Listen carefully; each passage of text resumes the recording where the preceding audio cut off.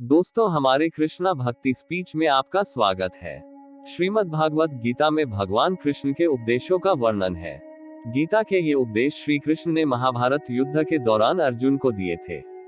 गीता में दिए उपदेश आज भी उतने ही प्रासंगिक हैं और मनुष्य को जीवन जीने की सही राह दिखाते हैं।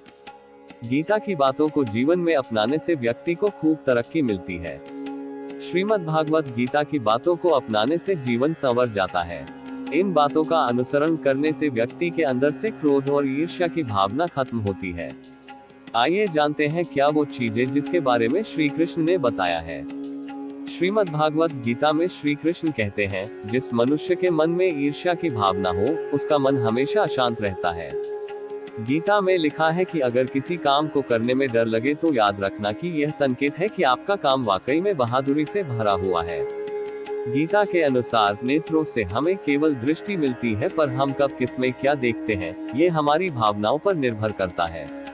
श्री कृष्ण कहते हैं कि मनुष्य को स्वयं को ईश्वर में लीन कर देना चाहिए। ईश्वर के सिवाय मनुष्य का कोई नहीं होता है।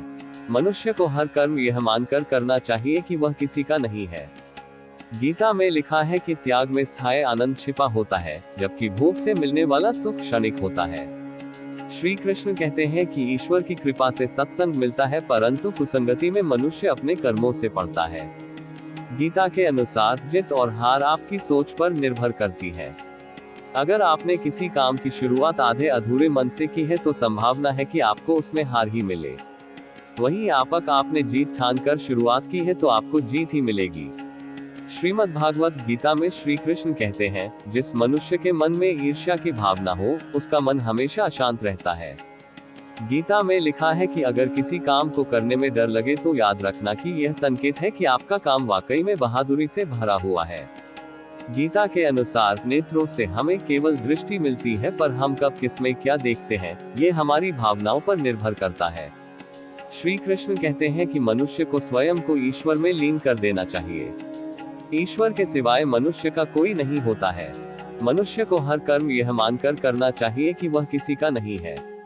गीता में लिखा है कि त्याग में स्थायी आनंद छिपा होता है, जबकि भोग से मिलने वाला सुख क्षणिक होता है। श्री कृष्ण कहते हैं कि ईश्वर की कृपा से सत्संग मिलता है, परंतु कुसंगति में मनुष्य अपने कर्मों से पड़ता है। गीता के अनुसार जीत और हार आपकी सोच पर निर्भर करती है। अगर आपने किसी काम की शुरुआत आधे अधूरे मन से की है तो संभावना है कि आपको उसमें हार ही मिले। वहीं आपने जीत ठानकर शुरुआत की है तो आपको जीत ही मिलेगी।